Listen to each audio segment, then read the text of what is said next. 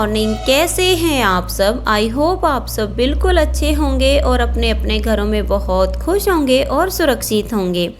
और फ्रेंड्स से अब ये सुबह 6 बजे का टाइम है और मैं किचन में आई हूँ।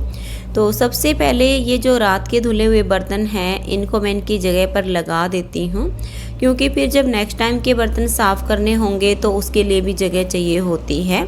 यहाँ पर मैंने बर्तन वाला टोकरा नहीं रखा है, क्योंकि जो मेरा बर्तनों वाला स्टैंड था वही मैंने यहाँ पर लगवा दिया था।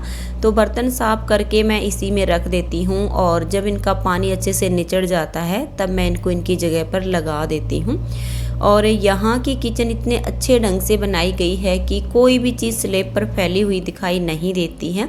सभी चीज़ें अपनी जगह पर अच्छे से सेट हो जाती हैं और पूरा किचन एकदम से क्लीन दिखता है, बहुत ही अच्छा लगता है। तो अभी मैं ये सारे बर्तन इनकी जगह पर लगा देती हूँ। तो फ्रेंड्स ये मैंने सारे बर्तन सेट कर दिए हैं। गैस पर चाय बनने के लिए रख दी है। चाय बनेगी तब तक साथ के साथ मैं आटा भी लगा लेती हूँ। और वैसे तो इतनी सुबह सुबह मैं आटा कभी भी नहीं लगाती हूँ, लगभग 10 बजे लगाती हूँ, क्योंकि हमारे घर में खाना लेट ही खाते हैं। लेकिन आज इनको पानीपत जाना है, अपनी दुकान खोलनी है, तो ये अभी नहाने के लिए गए हुए हैं। तो मैंने गैस पर चाय बनने के लिए रख दी है। चाय बनेगी तब तक साथ के साथ मैं आटा भी लगा दूँगी, तो मेरे दोनों ही काम हो जाएंगे। और फ्रेंड्स वैसे बच्चों ने भी और मैंने भी इनको यही बोला है कि दुकान को ऐसे ही लगी लगाई किसी को बेच दो। डेली का अप डाउन आप वहाँ से और यहाँ तक नहीं कर पाओगे, क्योंकि इनके बहुत सारे ऑपरेशन हो चुके हैं। तो इनका शरीर अब इतना साथ नहीं देता है कि ये इतनी दूर का डेली अप डाउन कर सकें। और ये है कि अगर शरीर स्वस्थ हो तो आदमी कुछ भी कर सकता है, लेकिन इनका शरीर इतना साथ नहीं देता है।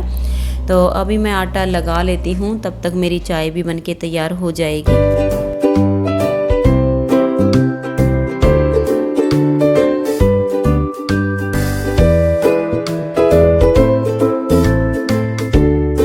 फ्रेंड्स ये चाय पीने के बाद अब मैं इनके लिए खाना बना रही हूँ। और वैसे तो इतनी सुबह सुबह चाय मैं कम ही पीती हूँ, लगभग सुबह 7:45 या 8 बजे चाय पीती हूँ। लेकिन आज मैं सुबह 4 बजे सो के उठ गई थी, तो उसी टाइम मैंने गर्म पानी करके पी लिया था। और अब काफ़ी टाइम हो गया था तो सोचा कि इनके साथ ही बैठकर चाय पी लेती हूँ। क्योंकि फ्रेंड्स ये रात को मैंने व्लॉग वीडियो का सब काम कर दिया था, लेकिन उसकी एडिटिंग नहीं की थी।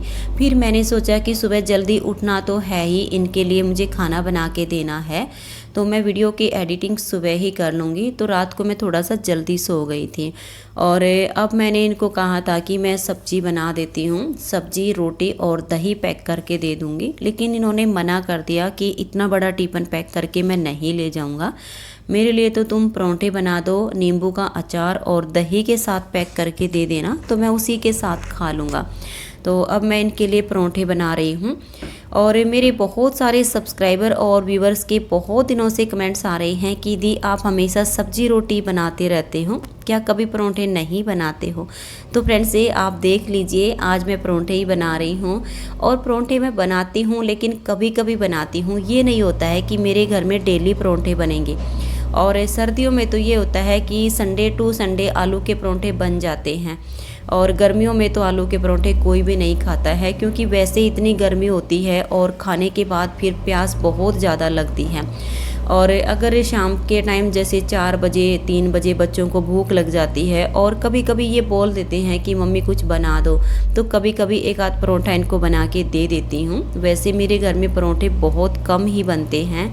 तो अभी मैं परोंठे बना के और नींबू के अचार और दही के साथ इनको टिफ़िन बना के दे देती हूँ, तो फिर ये अपनी शॉप पर चले जाएंगे और फिर उसके बाद मैं अपना काम स्टार्ट करूँगी।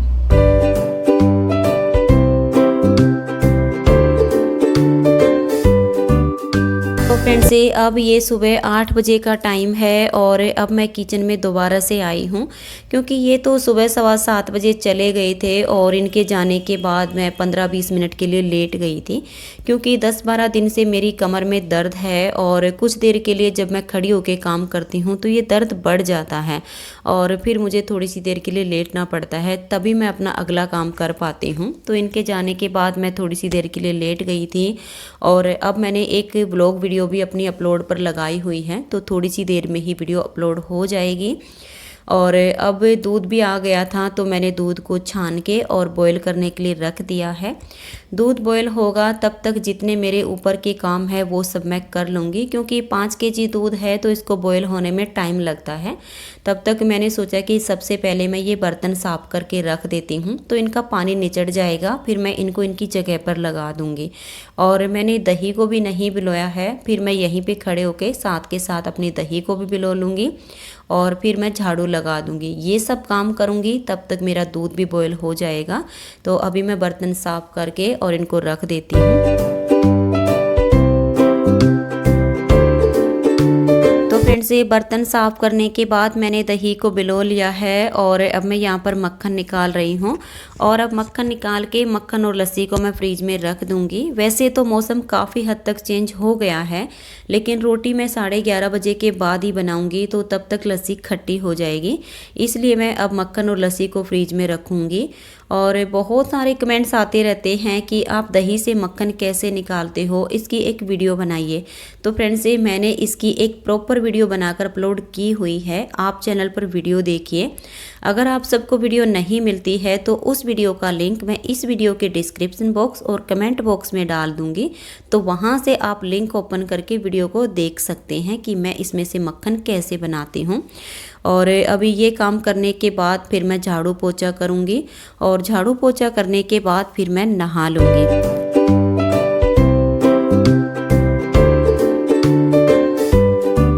तो फ्रेंड्स, अब ये सुबह 11:30 बजे का टाइम है और झाड़ू पोछा साफ़ सफाई का सब काम करने के बाद अब मैं नहा ली हूँ। और वैसे तो नहाने के बाद सबसे पहले मैं किचन में गई थी क्योंकि मुझे दाल बनानी थी। मैंने सोचा कि बालों में कंघी बाद में करूँगी, पहले मैं दाल बनने के लिए रख देती हूँ। दाल में 3 सीटी आएंगी तब तक मैं अपने बालों में कंघी करके और चोटी भी बना लूँगी। तो अभी दाल बन रही है और मैं अपने बालों में कंघी कर लेती हूँ। तो फ्रेंड्स, साफ़ सफाई का काम करने के बाद अभी मैं नहा ली हूँ और नहाने के बाद मैंने दाल बना दी है। और आटा तो मैंने सुबह ही लगा दिया था जब इनके पापा जी के लिए मैंने खाना बना के पैक किया था। वैसे सब्ज़ी भी मैं सुबह ही बनाना चाहती थी, मैंने कई बार कहा कि मैं सब्ज़ी बना देती हूँ, थोड़ा सा टाइम लगेगा। तो कहने लगे कि इतनी सुबह सुबह सब्ज़ी बनाने की कोई ज़रूरत नहीं है, मेरे लिए तो परोंठे बना दो और अचार दही के साथ पैक करके दे दो, मैं तो यही आराम से खा लूँगा। और अभी मैंने दाल बनाई है, विशाल, अनुज और मेरे लिए अभी रोटी बनाऊंगी। तो अभी खाना बना लेती हूँ और फिर मिलती हूँ आप सबसे।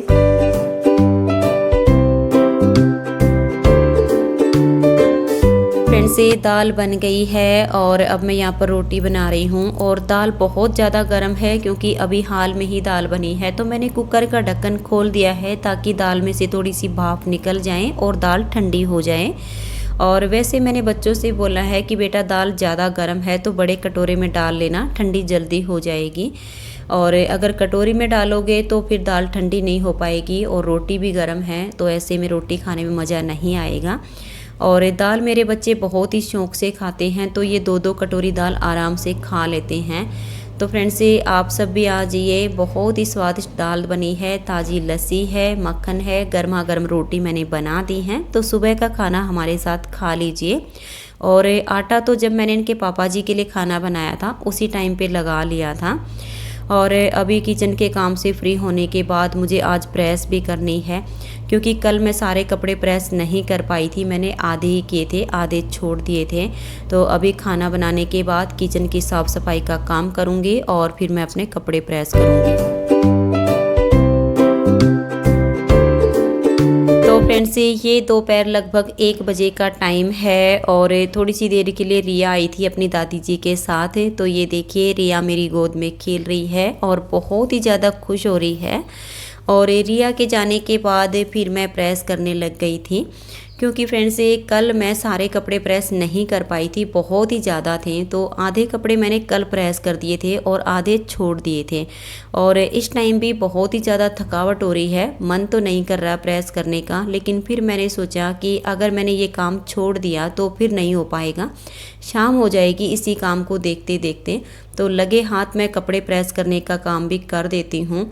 और कपड़े प्रेस करने के बाद फिर जो हमने अमेज़ॉन पर दुकान अपनी दोबारा से चालू की है उसकी कुछ पिक नहीं लग पाई हैं। तो बेटे ने कहा कि मम्मी इसकी पिक दोबारा से लगवा दो। तो मैंने कहा कि बेटा पहले कपड़े प्रेस कर लेती हूँ और फिर आपका काम करवाऊँगी। तो ये है कि लगभग आधा घंटा मुझे उसके पास भी बैठना पड़ेगा, सारा काम देखना पड़ेगा और ये सब काम करने के बाद फिर मुझे 1-1.5 घंटे के लिए आराम करना पड़ेगा, क्योंकि सुबह 4 बजे उठ गई थी तो शरीर में थकावट भी हो गई है।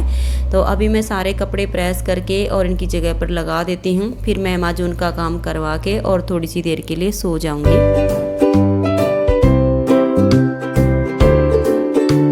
तो फ्रेंड्स आप सबके काफ़ी कमेंट्स आ रहे हैं कि आपके जेठ जेठानी का जो फ्लैट है वो आपके फ्लैट से कितनी दूरी पर है, ज़रूर दिखाइए। तो ये देखिए अभी मैं अपने फ्लैट में खड़ी हूँ और सामने जो बिल्डिंग है इसमें मेरे जेठ जेठानी का फ्लैट है। बीच में सिर्फ एक ये रोड आता है, रोड के सामने वाली जो बिल्डिंग है उसमें मेरे जेठ जेठानी का फ्लैट है और इधर वाली बिल्डिंग में मेरा फ्लैट है। और आप ये जो नीले रंग की टीन देख रहे हैं ये फर्स्ट फ्लोर पे कवर की गई है और उसके बाद सेकंड और थर्ड जो फ्लोर है ये मेरे जेठ जेठानी का है। और चलिए मैं आपको दूसरी साइड से भी दिखा देती हूँ। दूसरी साइड से ये जो ग्रीन कलर के आपको एक बॉक्स सा दिख रहा है ये फर्स्ट फ्लोर पे लगा हुआ है, उसके बाद सेकंड और ये जो थर्ड है ये मेरे जेठ जेठानी का है। तो हम सब बिल्कुल पास पास में ही है, ज़्यादा दूर नहीं है, तभी तो इतनी जल्दी हम एक दूसरे के पास आ जाते हैं मिलने के लिए।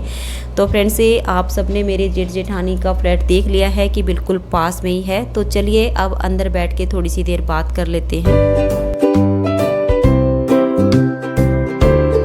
फ्रेंड्स कैसे हैं आप सब? आई होप आप सब बिल्कुल अच्छे होंगे और अपने अपने घरों में बहुत खुश होंगे और सुरक्षित होंगे। और फ्रेंड्स हम सब भी बिल्कुल ठीक हैं और आप सबकी दिली इच्छा थी कि आपके जेठ जेठानी जी का जो फ्लैट है वो आपके फ्लैट से कितनी दूरी पर है ये ज़रूर दिखाइए। तो फ्रेंड्स आज मैंने आप सबकी इस इच्छा को पूरा किया है।